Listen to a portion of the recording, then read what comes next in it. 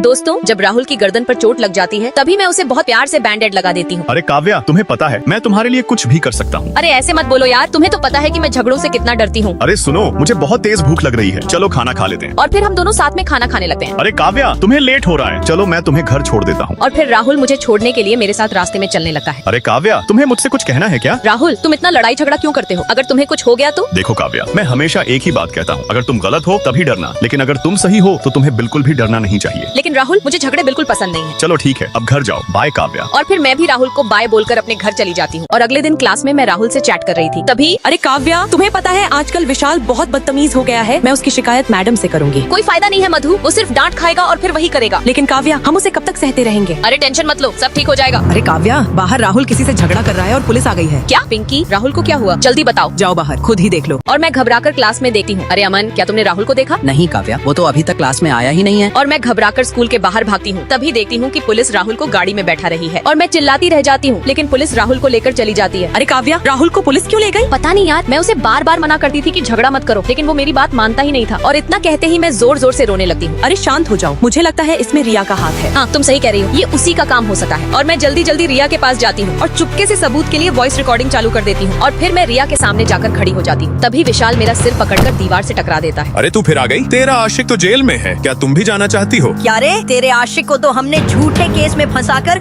Jail भेज दिया, अब तुझे कौन बचाएगा? मेरे रहते तुम राहुल को झूठे केस में फंसा नहीं सकती। तो जा, अब अपने राहुल को छुड़ा ले। बड़ी आई आशिक। और इतना कहकर दोनों वहाँ से चले जाते हैं। और मैं उनकी सारी बातें रिकॉर्ड कर लेती हूँ और जल्दी से राहुल को फोन करती हूँ। राहुल, तुम चिंता मत करो, मैंने सबूत रिकॉर्ड कर लिया है, मैं तुम्हें जल्दी छुड़ा लूंगी। ठीक है काव्या, वो डिवाइस जल्दी मेरे पास लेकर आओ। दोस्तों, क्या काव्या राहुल को बचा पाएगी? अगर जानना है तो चैनल को सब्सक्राइब कर लो और कमेंट में नेक्स्ट पार्ट जरूर लिखो।